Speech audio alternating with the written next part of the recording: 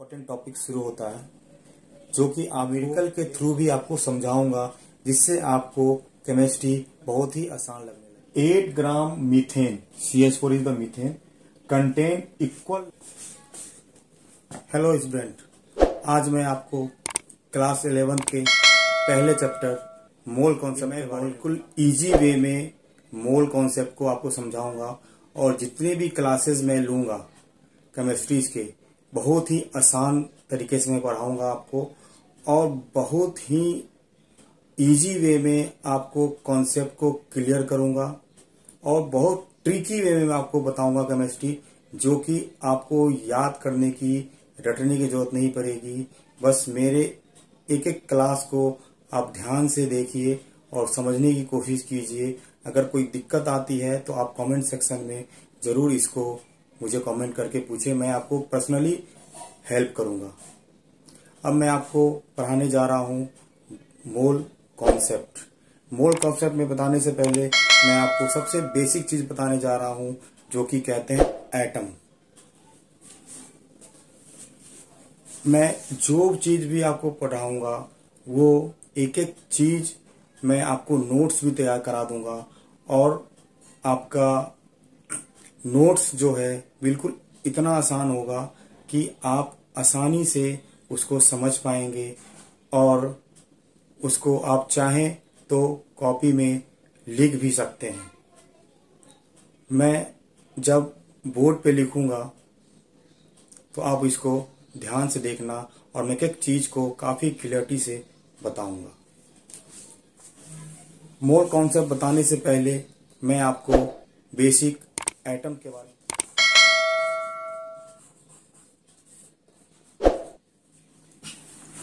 मैंने क्या बताया। Atom the smallest particle of an element which take part in chemical reaction and retain all the property of the element is called an atom.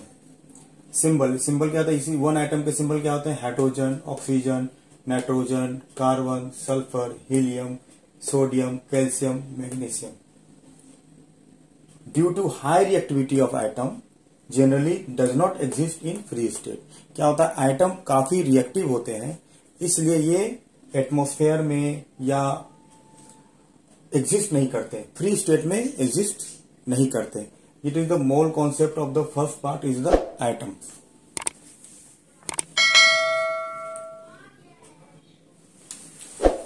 Molecule, the smallest particle of a substance, element or compound which exist in free state and retain all the property of a substance is called molecule.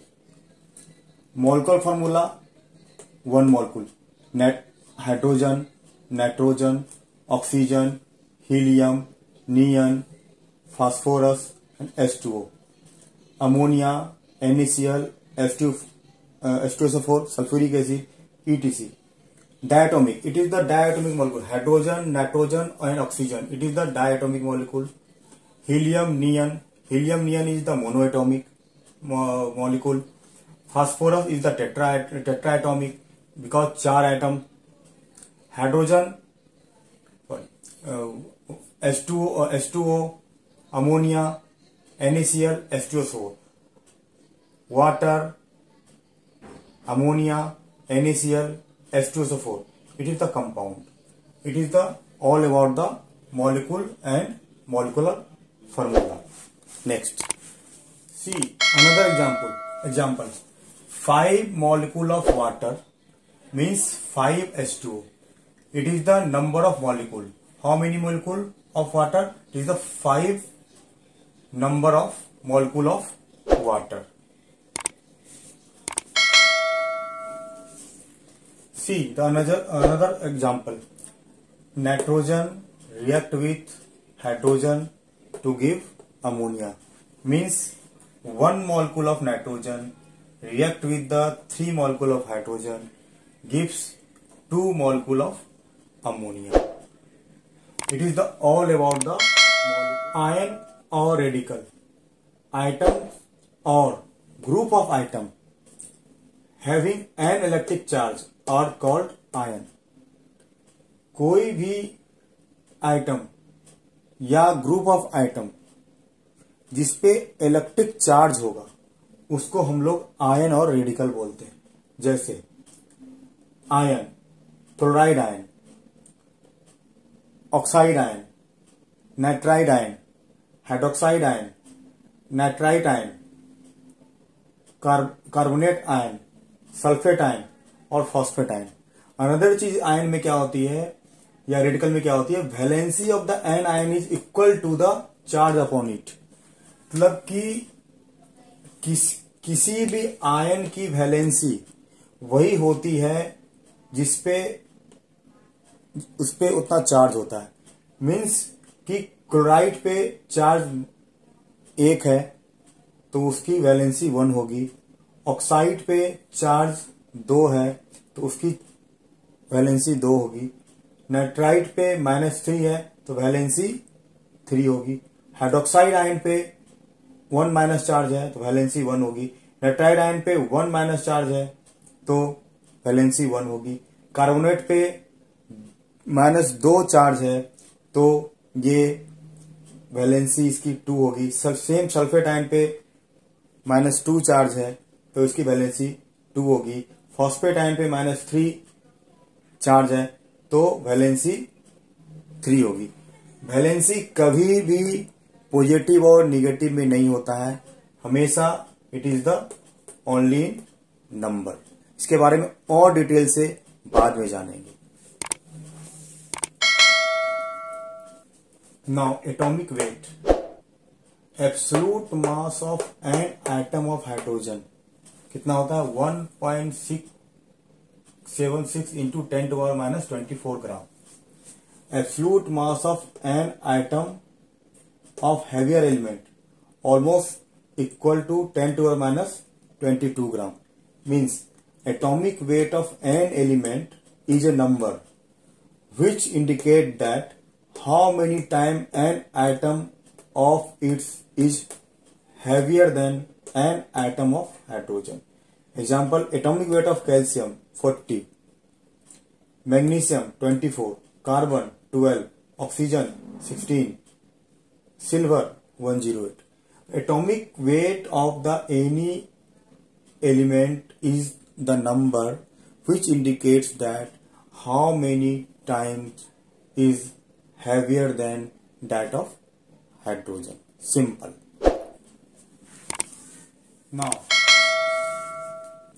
Now in IUPAC system, carbon weight 12, 1/12th mass of carbon 12 atom is equal to 1 AMU.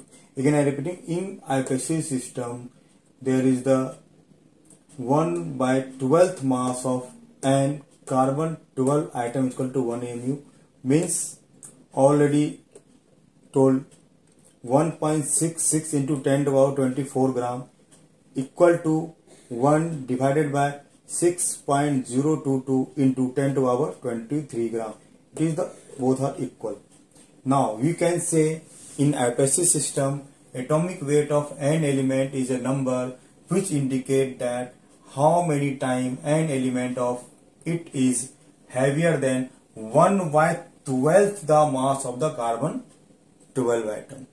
It means in the IUPAC system में हम लोग atomic weight निकालते हैं carbon 12 atom के comparison में। It means see absolute mass of an atom of the an element equal to atomic weight into 1.6 into 10⁻24 gram. Means if absolute mass of calcium atom means 40 into 1.66 into 10⁻24 gram. It is the absolute mass of calcium atom. It is, I think it will be clear. अब मैं कुछ example दूंगा, कुछ numerical दूंगा जो कि आपके 11th class में भी है, इससे और आपको क्लियरिटी आएगी. It is the some important note you have to remember.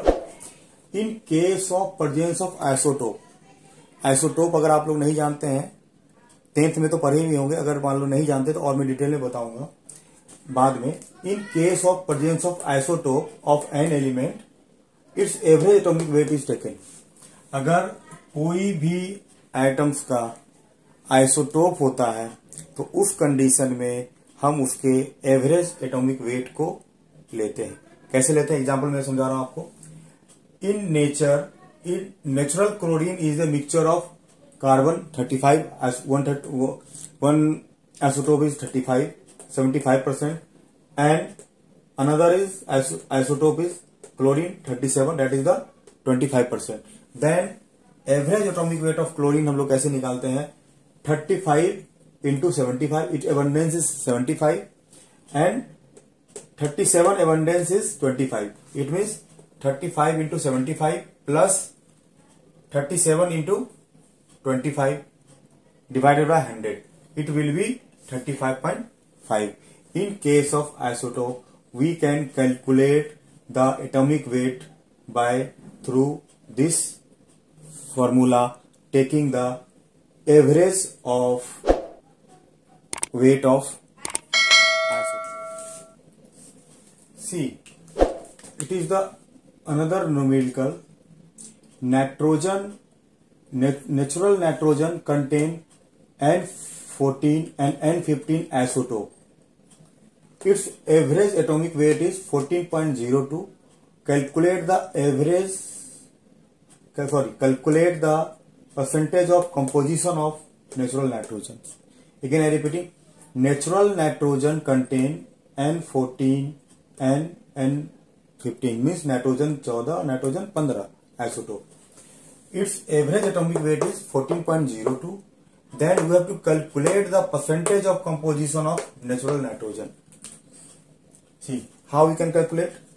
Let N14 is equal to X%. Then N15 is the 100 minus X. Average atomic weight of nitrogen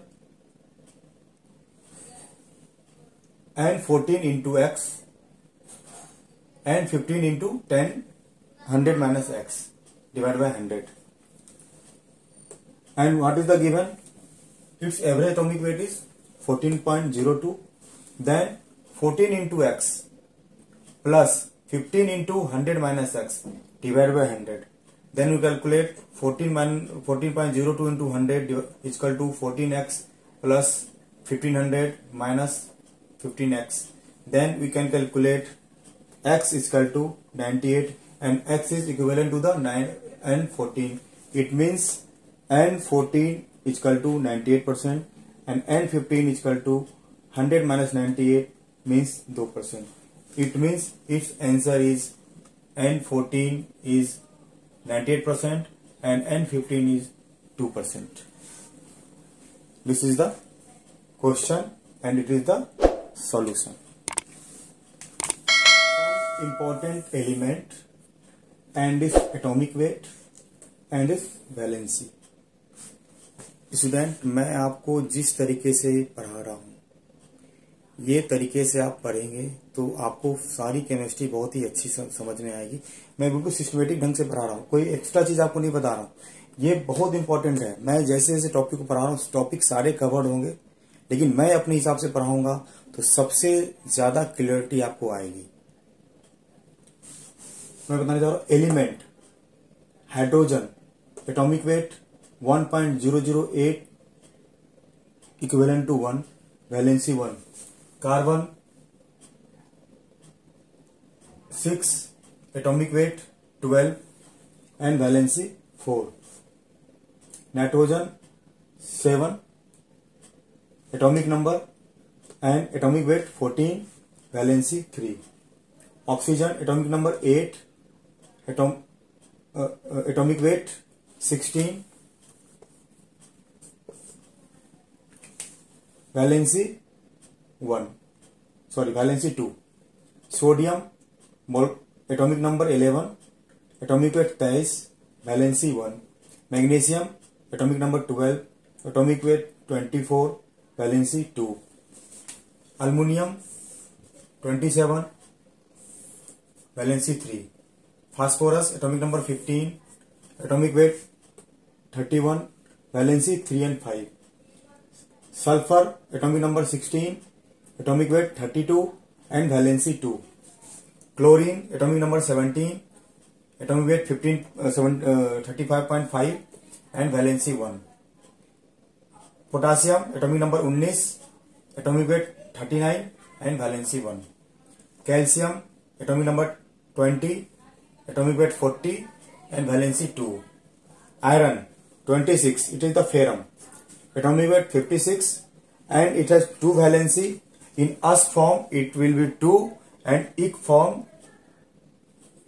it valency is 3. इसके बारे में detail मैं आपको बाद में बताऊंगा और ये जस्ट एग्जांपल आ जाएगा कि कब अस आता है कब इक आएगा। अस जब आएगा वैलेंसी 2 होगा एंड जब इक आएगा तो वैलेंसी 3 होगा। अभी और भी एक दो एग्जांपल मैं दूंगा। इसमें एक सबसे बड़ी चीज समझने की क्या है कि जब आप देखेंगे एटॉमिक नंबर जितना है उसका डबल एटॉमिक वेट है। जैसे कार्बन 6 तो atomic weight double, oxygen 8 atomic weight 16, magnesium atomic number 12 24 double, sulphur 32, calcium 20 और 40। In the case of even number, in the case of odd number you can see most of the case sodium 11 double plus 1 22 plus 23 most of the case में। ये कोई rule नहीं है, ये कोई ऐसा नहीं है कि बिल्कुल थंब रूल है कि अगर ऑड नंबर होगा तो डबल होके प्लस होगा, नहीं ऐसा नहीं है। लेकिन यू कैन अप्रॉक्स आइडिया लगा सकते हैं। कभी एग्जाम में एटॉमिक वेट नहीं दिया होता है तो आइडिया लगा सकते हैं उसके एटॉमिक नंबर से। और अगर आपको पीरियडिक टेबल याद रखना पड़ेगा, केमिस्ट्री अगर पढ़ते हैं तो आपको पीरियडिक टेबल आपको याद रखना पड़ेगा। तो आपको जैसे पीरियडिक टेबल याद होगा तो एटॉमिक नंबर आपको पता रहेगा तो एटॉमिक वेट आप कैलकुलेट कर सकते हैं। वही मैं इसके माध्यम से बताना चाह रहा हूं आपको कि अगर आपका ऑड नंबर है जैसे अल्युमिनियम 13 एटॉमिक नंबर 13 तो 13 into 2 26 plus 1 27। 15 phosphorus 15 into 2 30 31। Chlorine 17 into 2 34 35.5। But मैंने बताया है कि के आइसोटोप है, इसलिए एक एग्जांपल मैंने दिया था पहले, उसमें क्या है इसका मॉलिक्यूलर वेट एटॉमिक वेट क्या है 35.5 आइसोटोप है इसीलिए। Potassium 19 into 2 38 plus 1 39। This one यही मैं बताना चाह रहा हूं आपको कि ये हार्ड एंड फास्ट रूल नहीं है, लेकिन इवन के केस में आप डबल कर दें और ऑड के केस में डबल प्लस 1 मोस्टली केस में होता है। ये कोई थंब रूल नहीं है, मैं अगेन रिपीट कर रहा हूं। ये देखिए अनदर एलिमेंट कॉपर 29, क्यूप्रम भी बोलते हैं इसको, एटॉमिक वेट 53.5, वैलेंसी 2 1 अस 2 में इक, जैसे आयरन का बताया था मैंने। Zinc 30, atomic weight 65.5, valency 2। Bromine it is the bromine 35 atomic number, atomic weight 80, valency 1। Silver AG 47 atomic number, atomic weight 108, valency 1। Iodine 53 atomic weight 127, valency 1। Barium 56 atomic weight 137, valency 2। मैंने ये जो आपको एलिमेंट एटॉमिक वेट और valency बताई है, ये कम से कम इतनी आपको याद होनी चाहिए एटॉमिक वेट और वैलेंसी। इससे क्या होगा कि आपको अभी जो मैं पढ़ाऊंगा मॉलिक्यूलर वेट कैसे निकालते हैं उसमें आपको ये हेल्प करेगा। इसलिए कम से कम जो मैंने एलिमेंट और उसके एटॉमिक वेट और वैलेंसी बताई है ये आपको याद रखनी चाहिए, आपको बिल्कुल टिप पे रहना चाहिए। और मैं अगेन रिपीट कर रहा हूं कि पीरियडिक टेबल आपको बिल्कुल याद होना चाहिए, टिप पे रहना चाहिए पीरियडिक टेबल। अब मैंने क्या बोला था आपको कि जितने भी एलिमेंट मैंने बताए हैं उसके एलिमेंट के एटॉमिक वेट आपको याद होनी चाहिए। क्यों याद होनी चाहिए? क्योंकि जब तक आपको एटॉमिक वेट याद नहीं होगा आप किसी भी कंपाउंड के मोलिक्यूलर वेट नहीं निकाल सकते। जैसे example, what is the molecular weight? Molecular weight of the substance is a number indicates that how many time a molecule of its is heavier than 1/12 mass of the carbon atom. जो already मैंने बताया था आपके इसी system में, how many times is heavier than 1/12 mass of the carbon atom. Example, molecular weight of the water H2O is 18. Molecular weight of the nitrogen is equal to 28. Molecular weight of the calcium hydroxide is 74. How we can calculate the molecular weight of the aluminum sulfate?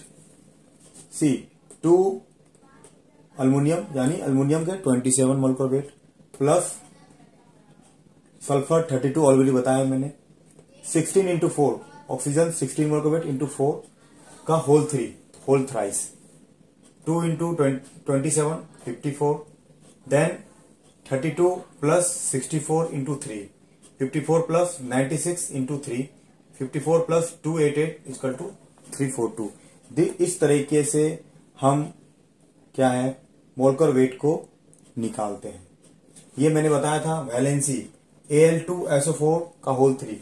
मैंने बताया था sulphate ion radical में याद करना, radical बताया sulphate का radical -2, aluminium का क्या था वैलेंसी 3। तो सल्फेट का रेडिकल है तो -2 था, वैलेंसी इसकी 2 थी, और अल्युमिनियम की वैलेंसी मैंने बता रखी है अभी तुरंत जस्ट बताई है 3। तो क्या हो गया, अल्युमिनियम का चूंकि 3 होता है इस पे चला गया क्रॉस होता है, और सल्फर का चूंकि 2 होता है तो इस पे आ गया, इसलिए ये अल्युमिनियम सल्फेट हो गया। ये डिटेल से और आगे बताऊंगा मैं इसको कि मोलकुलर फॉर्मूला कैसे लिखते हैं। Molecular weight of washing soda. Washing soda आपको याद रखना पड़ेगा, कभी एग्जाम में आया था what is the washing soda. Washing soda is Na2CO3 10H2O। It is the washing formula of washing soda. 2 into 23 that is the atomic weight of the sodium, 12 is the atomic weight of the carbon, and 3 oxygen molecule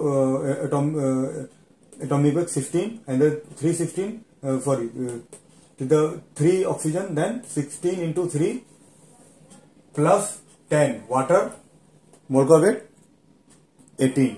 It means 46 plus 12 plus 48 plus 180 is equal to 286. It is the molecular weight of the washing soda. How we can calculate it? Through this we can calculate the washing soda of molecular weight. अब ये देखिए, ये बहुत ही important topic है। अब यहाँ से आपका बहुत ही इंपॉर्टेंट टॉपिक शुरू होता है जो कि आपको केयरफुल्ली समझना होगा, और मैं आपको गारंटी देता हूँ कि अगर आप मेरे वीडियो को बार बार देखेंगे तो डेफिनेटली आपको बहुत ही अच्छे से क्लियरिटी आएगी, क्योंकि मैं आपको बिल्कुल नोट्स तो तैयार करा ही रहा हूँ, आपको ट्रिक भी बताऊंगा और साथ में न्यूमेरिकल के थ्रू भी आपको समझाऊंगा, जिससे आपको केमिस्ट्री बहुत ही आसान लगने लगेगी। देखिए, मोल और ग्राम मॉलिक्यूल क्या होता है। When molecular weight of a substance is expressed in gram, it is called 1 mole of the substance. अगर किसी मोलकुलर वेट को, सब्सटेंस के मोलकुलर वेट को ग्राम में एक्सप्रेस करेंगे तो उसको क्या बोलते हैं, 1 मोल ऑफ द सब्सटेंस। कैसे देखिए, मोलकुलर वेट ऑफ वाटर क्या होता है 18, मैं ऑलरेडी बता चुका हूं 18 कैसे होता है, निकालने बता चुका हूं मैं। It means 18 gram of water equal to 1 mole of water. ये समझिएगा, मोलकुलर वेट ऑफ वाटर अगर 18 है तो 18 gram of water equal to 1 mole. Second example, molecular weight of NaOH अगर 40 है आपका तो कैसे निकालेंगे, 40 gram of NaOH 1 mole of NaOH। जैसे बताया था मैंने कि जैसे उसको मोल में एक्सप्रेस कैसे करेंगे, उसके जब मोलकुलर वेट ऑफ सब्सटेंस को एक्सप्रेस करेंगे ग्राम में, मोलकुलर वेट है इसका वाटर का 18, उसको एक्सप्रेस क्या कर दिया मैंने, ग्राम में एक्सप्रेस कर दिया, gram of the water equal to 1 mole of water. इसी तरह अगर मोलकुलर वेट ऑफ NaOH 40 है तो मैंने क्या कर दिया, 40 मोलकुलर वेट को मैंने उस ग्राम में एक्सप्रेस कर दिया।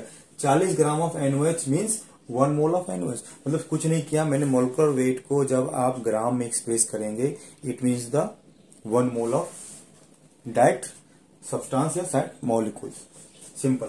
अब देखिए, इसी तरह मैंने क्या बताया, अगर x ग्राम ऑफ NaOH है, अगर x मान लो x ग्राम ऑफ NaOH है, तो क्या हो जाएगा x divide 40 mole of NaOH। It means formula क्या आ गया, नंबर ऑफ मोल कैसे निकालेंगे, number of mole equal to weight in gram divide by molecular weight.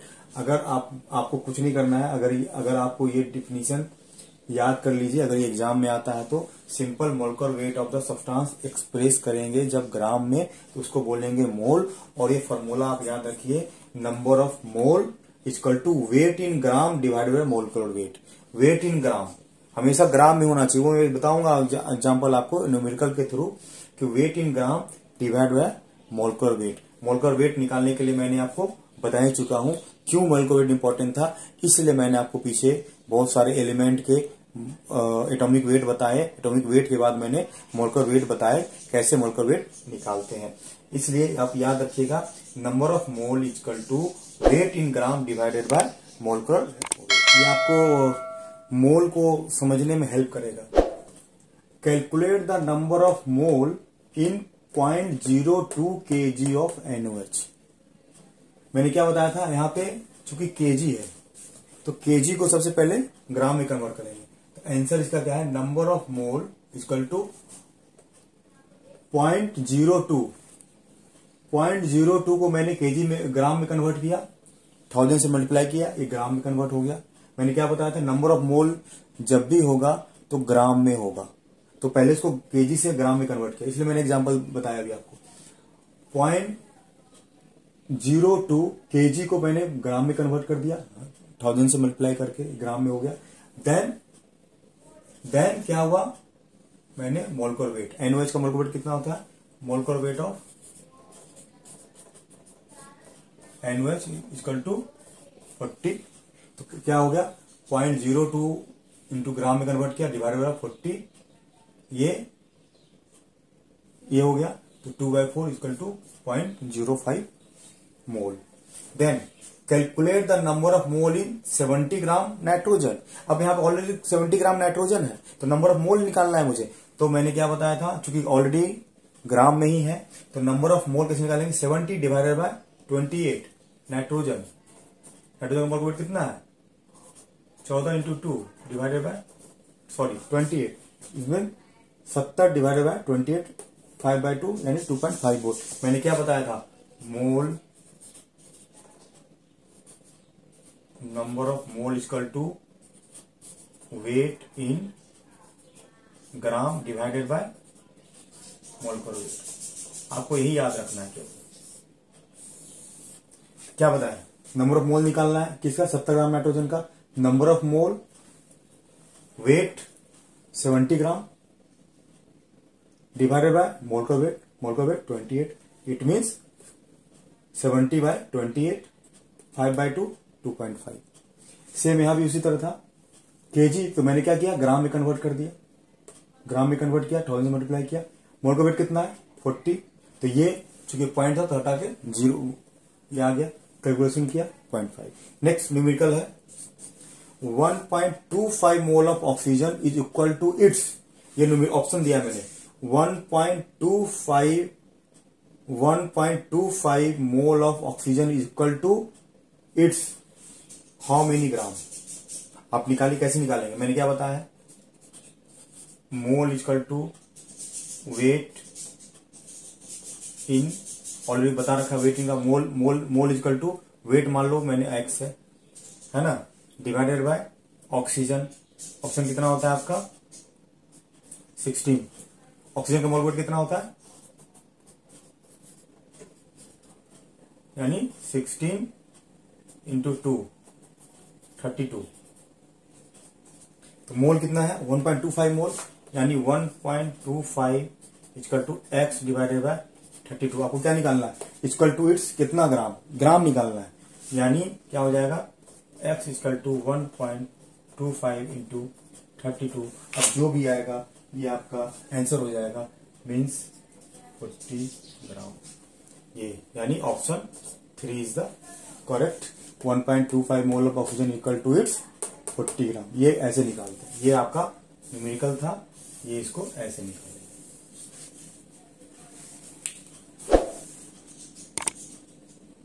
ये भी क्वेश्चन है 8 gram methane CH4 is the methane content equal number of mole as in 8 gram oxygen 40 gram NOH 50 gram calcium carbonate and चौथा none.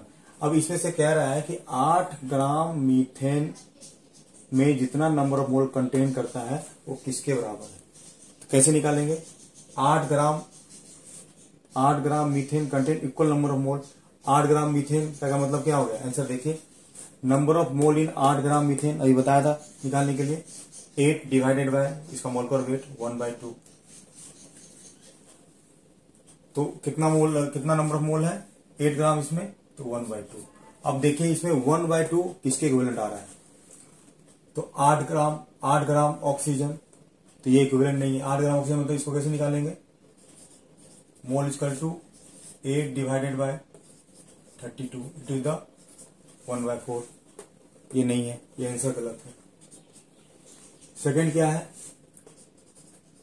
Mole equal to 40 divided by 40 gram NOH molecular weight 40 equal to 1, it also wrong. Now 50 gram calcium carbonate, it is the number of mole in 50 gram calcium carbonate. Calcium carbonate 50 gram, it is the molecular weight, it is the gram 50 and it is the molecular weight of calcium carbonate 1/2। It means it match with the 1/2 match with the 3 option. It means 8 gram contain methane contain equal to number of mole as in 50 gram calcium carbonate. ये है मोल निकालने का तरीका। अभी मैं 1-2 example और दूंगा आपको। नाउ मोल के बाद मोलर वॉल्यूम। मोलर वॉल्यूम क्या होता है? 1 mole of gas always occupy 22.4 liters volume at STP. STP means standard temperature pressure. This is called molar volume. मतलब कि molar volume equal to 22.4 litre at STP.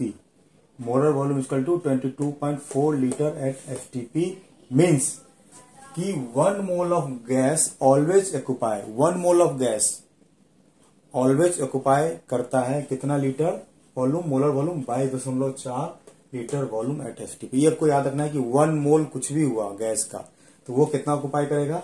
22.4 litre volume at STP। ये आपको याद रखना पड़ेगा। तो इसका मतलब क्या हुआ? मोलकुलर वेट ऑफ CO2 कितना है?